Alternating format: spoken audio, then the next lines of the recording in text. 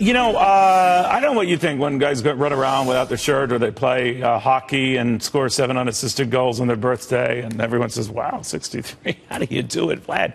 But the point is that might seem kind of dopey to us looking at that, but you know, it resonates with a lot of people. Certainly in Russia, it has shown Vladimir Putin to be a very strong, virile leader, and even a lot of conservatives in this country say, now that's our idea of a leader. And they usually juxtapose that against the president riding on a bike, which I think is silly. But Garry Kasparov says, this kind of thing matters in a different way and reinforces an image that I guess, Gary, you're saying is very important to Putin. It's a key argument. The mafia boss, the dictator, they must look strong. So nobody should dare to challenge them. And they know that, the one thing they can't afford, it's any sign of weakness, even tiny scent of weakness, because it's a bunch of predators surround them, and any scent of weakness, they will. But I thought we were kind of past this macho bravado thing. I guess not.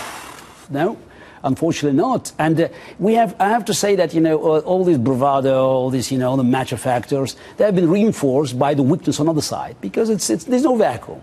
So, and we know from history, dictators, they have been always, growing stronger, more arrogant, what emboldens them, it's the weakness from the opposite side. The free world. But you can misread that, right? Didn't Khrushchev misread a John Kennedy who looked very pensive and intellectual? I mean, we almost, were at the verge of World War III. I mean, the Chamberlain Hitler, you remember this kind of, psychological. But in other words, the bully can get it wrong. That bully, Khrushchev, got Kennedy wrong. Yes, but at what price will pay for actually learning, that... But you get to that point and it's exactly, dangerous. Yes. Okay. And from history we know that, even if today the price of opposing this bully, of actually, pushing him back looks high, tomorrow it will be higher. Day after tomorrow it will be higher. As General King said, unopposed aggression invites more aggression. So we saw Putin in Ukraine, almost nothing happened. Now he's in Syria. What, next stop Benghazi? So what happened when Putin and President Obama got together? I mean, I suspect, you know the guy better, you know the Russian politics better. Did this issue like, oh yeah, I'm going to go invading Syria? I don't know. Did it ever come up?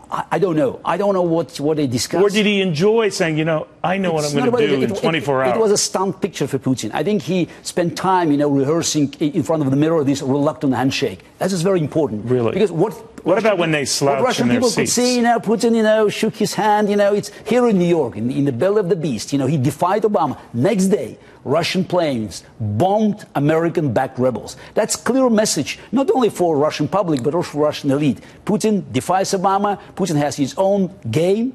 And look at America. America is retreating. America is in panic. Today, But isn't he in panic too, Gary? I mean, what's happening to oil and his currency?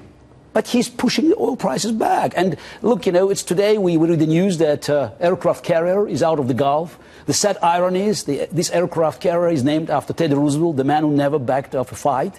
And you could see Putin is destroying American-backed opposition. And ISIS, Islamic State, has been gaining ground. So it's not, science fiction that eventually Putin and Iran can squeeze ISIS and actually to start pushing them south to Saudi Arabia. So what do you think when Donald Trump says, let Putin get these guys? Absolutely. No, look, we know what happens. I mean, Donald Trump probably doesn't know much about things that are happening across the ocean.